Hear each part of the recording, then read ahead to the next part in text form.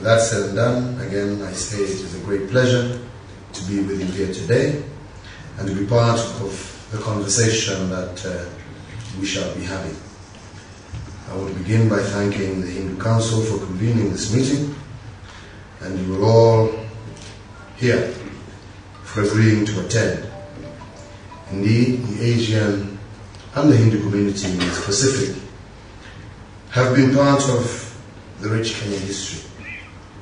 I note that the Hindu community has been at the heart of molding, influencing, and participating in the economic development of this nation, as well as the struggle for independence and a better life for the people of this country. The Hindu community has also contributed significantly to the diversity of culture and art in this country, and this center that they're in is indeed a vindication of that point. It's an excellent example of how this unique architecture and design and style has made the Kenyan landscape the envy of many. It is a celebration of the beauty of our unity in diversity. This meeting here today exemplifies that idea of unity in diversity and cooperation for the common good. The idea of coming together, people of different cultures, religions, disciplines, backgrounds, worldviews, in order to forge a way forward that works for and the benefit of all of us. That fundamentally is what our Jubilee coalition is about. The parties that came together under this banner did so with the aim of collaborating towards economic success that would enable empowerment, create wealth, and enhance national cohesion. We as a coalition truly believe that our national progress is dependent on the economic liberation of all our citizens. On every single citizen having the power to meet the basic needs and access the opportunities that will help them pursue their goals, protect their families, and eventually become societal changers and community developers themselves. I believe that this agenda is not relevant, not just to a few of us here, but it is relevant to every single Kenyan. As a community of Kenyan Asians, you have always been crucial, if often under-recognized, part of our nation. You add a vast wealth of cultural dynamism to our nation, and you, together with all other communities in Kenya, contribute to making Kenya the electric country that it is. The contributions that Kenyan Asians have made to our nation are innumerable, and I won't attempt to delineate them now. However, the contribution to economic growth and development, the fight for independence, are two areas that you have contributed to immensely.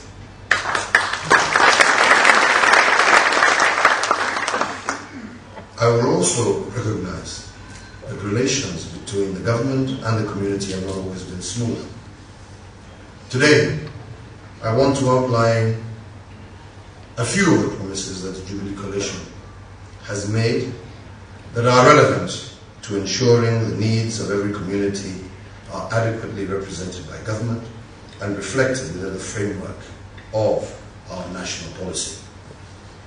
To begin with, as a coalition, our manifesto, which for your information will be launched on Sunday, emphasizes the need for transparency within government. Vast government dealings and procurement procedures have often been shrouded with secrecy and lack of clarity. Our coalition is intent on ensuring that all government practices are transparent, and we want to enable a culture of political accountability. During my own tenure as the Minister of Finance, I implemented the Integrated Financial Management Information System to foster that kind of transparency. As President, my promise to you is that all procurement for government tenders will happen through an open, fair and transparent, competitive bidding process. our government will have a zero-tolerance policy for unfair trade practices, which includes eliminating nepotism within our own government. The Jubilee Manifesto also emphasizes the need for increased entrepreneurial activity, which for us means supporting small and medium-sized enterprises through a series of incentives. A majority of these kind of businesses are owned by Kenyan Asians. Supporting these businesses will happen through various initiatives, including incentives that offer tax breaks to businesses that meet certain criteria. Security remains a major concern for your community and indeed for all Kenyans, whether personal or in the context of doing business. The Jubilee Coalition has promised to deepen and to hasten the reforms within the police service and the security sector as a whole. We will ensure that every Kenyan is treated equally and that no one is above the law. Finally, our coalition, understanding the strengths that lie within unity, will not accept cultural marginalization, but will seek to enhance cultural cooperation and understanding amongst our citizens, and to encourage all cultural practices that are in line with our constitution and with all international standards which we recognize as being good and fair. In light of this, a major focus of the Jubilee government will be investing in the sphere of arts, which includes literature, music, film, theatre, because we believe these are the main carriers of culture in the 21st century. The last 2 decades have shown us that development and opportunity can come from the places we least expect. We will also work towards ensuring that our local cinema collaborates with other foreign film industries for technical and creative support in order to ensure that our cinema grows more rapidly. These are some of the promises that our coalition is making to the people of Kenya, and more indeed will be elaborated when we launch our manifesto this coming Sunday. As the Jubilee Coalition presidential candidate, I want to assure you, first, that if elected, my promise to you is that I will work with you within a long-term partnership to address the issues that are important to you. I am confident that it is possible to resolve our national issues. I want to repeat that again. I am confident that it is impossible to resolve our national issues unless every interest group and community across the nation is represented at the decision-making table.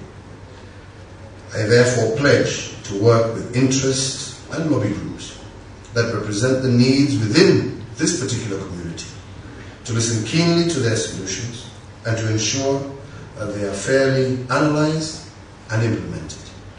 I urge all of you, therefore, to strive to create groups that will not only represent your interests, but that will hold our government accountable for ensuring we fulfill the promises you elected us to fulfill.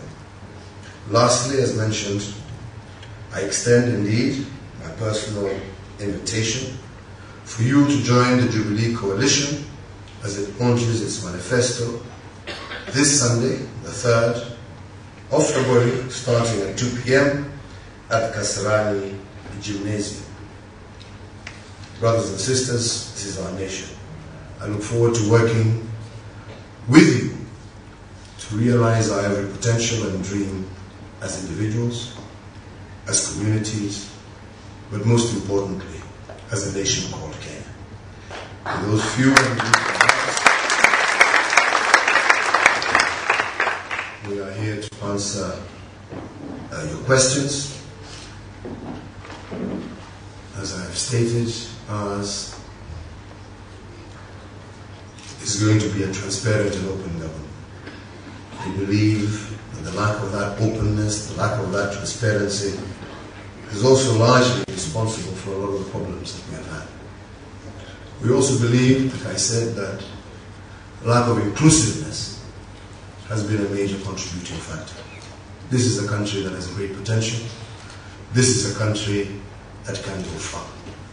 Our greatest potential is most for our young men and women.